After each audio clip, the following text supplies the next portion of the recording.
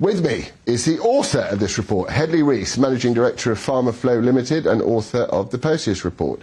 Hedley, why did you write the report? First of all, can I just say, it struck me that it felt like the MHRA just sort of wandered away from COVID after the disaster of the last couple of years.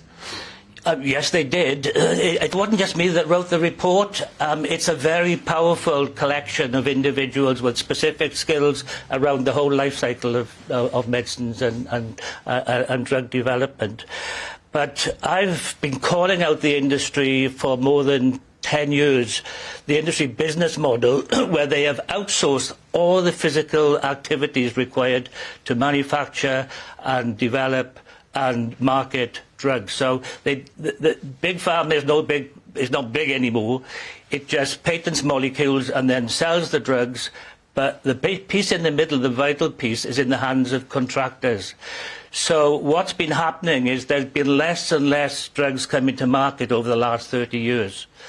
Principally because if you haven't got contractors with skin in the game, you can't actually control it in the way that you'd want to.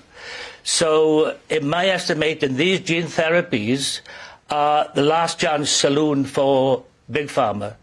In 2017, Novartis launched a drug called Kymriah as a gene therapy for a rare blood cancer. They call CAR-T cancers.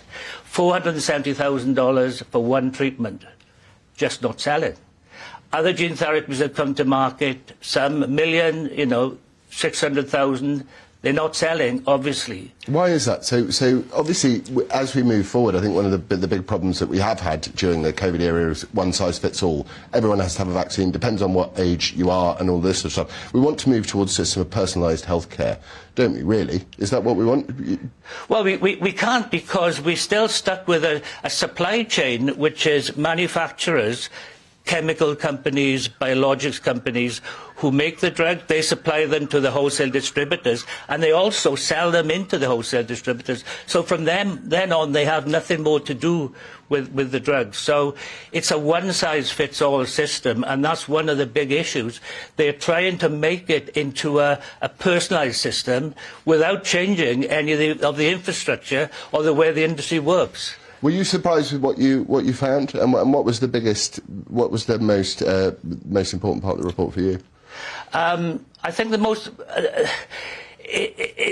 I think the report covers so many areas. You have to think very clearly about, if we look at the MHRA, they have three responsibilities, and this is written in stone in the Orange Guide.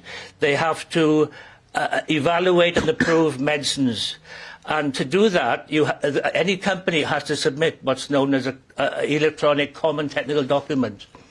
Now, there's three modules to that. There's the chemistry, manufacturing and controls, which is the supply chain element. So this is all the companies who are making different parts of the drug. They're transferring it to other companies who do more.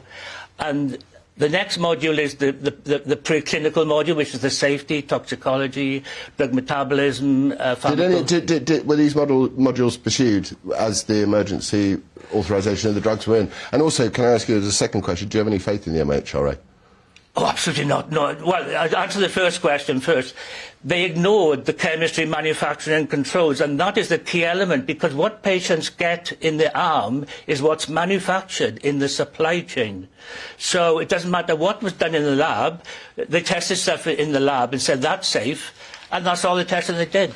And I've known the MHRA since I co-chaired a conference in Cincinnati from 2010, FDA co-sponsored conference with Xavier University and FDA, and we had a senior MHRA speaker every year, and they've all left to go into consultancy.